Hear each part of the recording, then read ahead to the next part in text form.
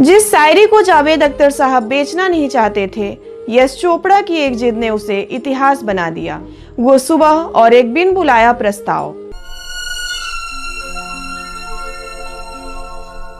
नमस्ते, कैसे हैं आप सब। कई बार जिंदगी में आप किसी चीज से जितना दूर भागना चाहते हैं, तकदीर आपको घसीट कर वहीं ले आती है। अब जावेद अख्तर साहब को ही ले लीजिए। वैसे तो वो तकदीर को मानते नहीं हैं, लेकिन तकदीर तो उन्हें मानती ही है। आंखें मूंदो और ये सोचो, तुम होती तो कैसा होता। तुम ये कहती, तुम इस बात पे हैरान होती। दुनिया उन्हें एक महान गीतकार मानती है, लेकिन क्या आप जानते हैं कि वो कभी अपनी शायरी को बेचना ही नहीं चाहते थे। उन्होंने कहा कि तुम क्यों नहीं लिखो भाई। मैंने कहा वो मेरा पर्सनल एक्सप्रेशन है, मैं उसे क्यों मार्केट में लाऊं। किस्सा बड़ा दिलचस्प है। एक दिन सुबह सुबह मशहूर डायरेक्टर यश चोपड़ा जी अचानक जावेद साहब के घर पहुंच गए। दीवार, त्रिशूल, काला पत्थर जैसी शानदार फिल्मों के बाद दोनों के बीच एक गहरा पारिवारिक रिश्ता बन चुका था। यश जी ने आते ही कहा, जावेद, मेरी एक नई फिल्म बन रही है, सिलसिला। इसमें हीरो एक पोएट है, यानी शायर है। मैं साहिर साहब से गीत नहीं लिखवा रहा हूँ, मैं चाहता हूँ कि इसके सारे गाने तुम लिखो। वहमो गुमान से दूर दूर, यकीन की हद के पास पास। अब जरा सोचिए, यश चोपड़ा जैसा महान निर्देशक अगर उस दौर में किसी गीतकार से गाना मांग ले तो लोग अपना हाथ काट कर दे दें कि लीजिए, इससे काम चला लीजिएगा।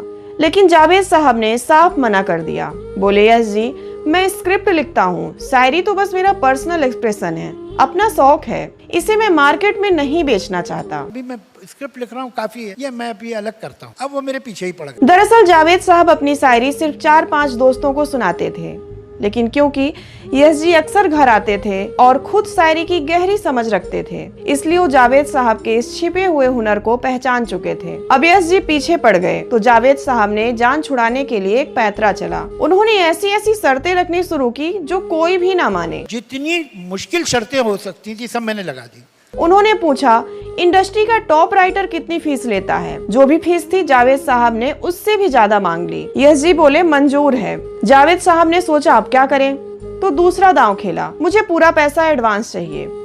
अगले ही दिन यश जी ने पूरे पैसे एडवांस भिजवा दिए। मतलब सिर्फ मैं निकलने के लिए उन्होंने अगले दिन पैसे ही भिजवा दिए। अब जावेद साहब के पास भागने के सारे रास्ते बंद हो चुके थे। हार मानकर उन्हें हाँ कहना ही पड़ा। अब मेरे पास निकलने को रास्ता ही नहीं, तो मैंने कहा चलो भाई देखते हैं। इसके बाद जावेद साहब पहुंचे संगीतकार जोड़ी शिव हरि से मिलने। कमाल की बात यह थी कि पंडित शिव कुमार शर्मा और पंडित हरि प्रसाद चौरसिया की जोड़ी भी पहली बार किसी फिल्म में संगीत दे रही थी।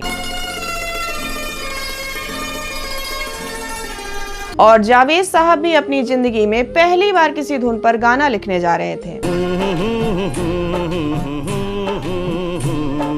सुबह 10:30 बजे जावेद साहब स्टूडियो में अंदर गए और शाम को 5 बजे बाहर निकले तो इतिहास रचा जा चुका था। और मैं वहाँ 10:30 बजे गया था और 5 बजे जब वहाँ से मैं निकला तो मैं गाना वहीं लिख चुका था। अपनी जिंदगी के उस पहले ही गाने में उन्होंने जो पंक्तियां लिखी वो भारतीय सिनेमा के पन्नों में अमर हो गई। देखा एक ख्वाब तो ये सिलसिले हुए। पहला गाना जो मेरी जिंदगी का था वो था, देखा एक ख्वाब तो ये सिलसिले हुए। देखा एक ख्वाब तो ये सिलसिले हुए, दूर तक निगाह में है गुल खिले हुए। सोचिए, जिस विधा से जावेद साहब जान छुड़ाकर भाग रहे थे, वही विधा, वही गाने उनकी सबसे बड़ी पहचान बनते हैं। और उनकी जिंदगी का पहला गीत तो आज भी जब बजता है तो दिल खुश हो जाता है। देखा एक ख्वाब तो ये सिलसिले हुए।